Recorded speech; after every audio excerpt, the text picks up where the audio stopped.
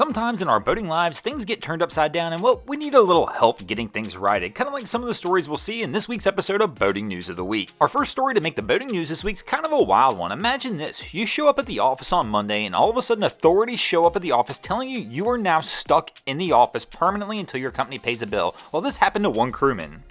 Hi, I am Chief Officer of Motor Vessel Aman, Muhammad Aisha. I've been on board the ship since May 2017.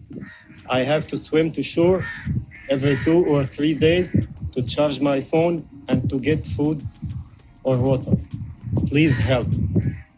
Mohammed's been trapped aboard the MV Aman for 4 years, and the last 2 years has been in isolation as the rest of his crew was allowed to leave 2 years ago, but he's been stuck aboard this vessel that's been entrapped in an Egyptian legal battle. The vessel was detained in an Egyptian port near the Suez Gulf in 2017 because of expired safety equipment and classification certificates. At the time this happened, the captain was actually ashore and Mohammed unknowingly signed the detention certificates, making him the legal guardian of the vessel. Authorities took his passport and told him he could not leave. BBC correspondent Paul Adams recently interviewed Mohammed and asked him what life was like aboard the vessel. In solitary prison, you can see some rodents, sometimes flies and mosquitoes. And the night it's like a grave. You can't see anything, you can't hear anything.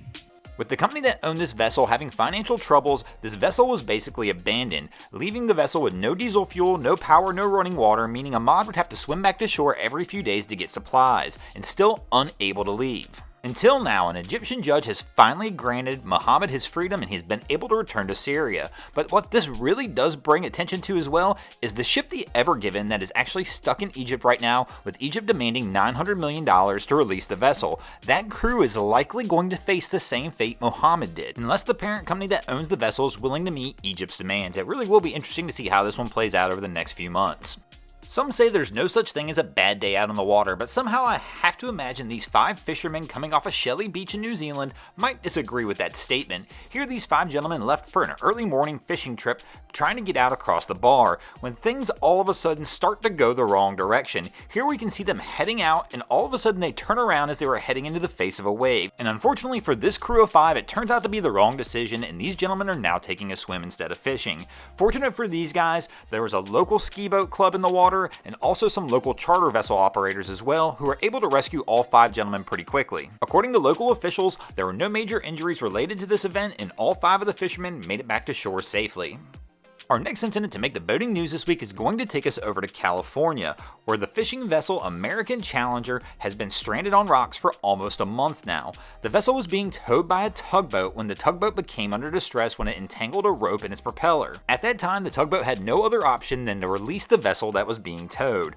The American Challenger, as can be seen here, drifted toward the California coastline and wound up lodged in rocks near Dillon Beach. Environmental agencies are already working on the vessel to try and see if they can get as much of the fuel off the ship as they can, as the ship's in an unstable position and right now they're not sure if they're going to be able to remove this vessel at all, so this may be a new permanent landmark here off the California coast. Currently a 4,000 feet boom has been deployed around the vessel to try and protect the environment in the area, while surveyors trying to determine if this can be moved at all. Our next item to make the boating news this week is going to take us over to the Gulf of Mexico, where the Coast Guard announced this week they would be suspending the search for the last 8 missing people who were aboard the SECOR powered lift boat that was carrying 19 people that capsized the prior week in the Gulf. These are images from another vessel and the treacherous weather that this boat was caught in that wound up capsizing the boat. The Coast Guard searched for the missing people for more than 175 hours and even sent a dive team into the hull of the boat hoping to find survivors trapped inside. Unfortunately at this time, the only known survivors are the 6 people who were rescued immediately after the vessel capsized. During the search and rescue mission conducted by the Coast Guard and Good Samaritan vessels, 5 other bodies were located, but that will leave 8 missing.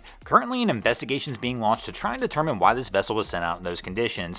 Our hearts truly do go out to the family members of the deceased and missing crew. Thanks for watching, guys. I hope you enjoyed this week's episode of Boating News of the Week.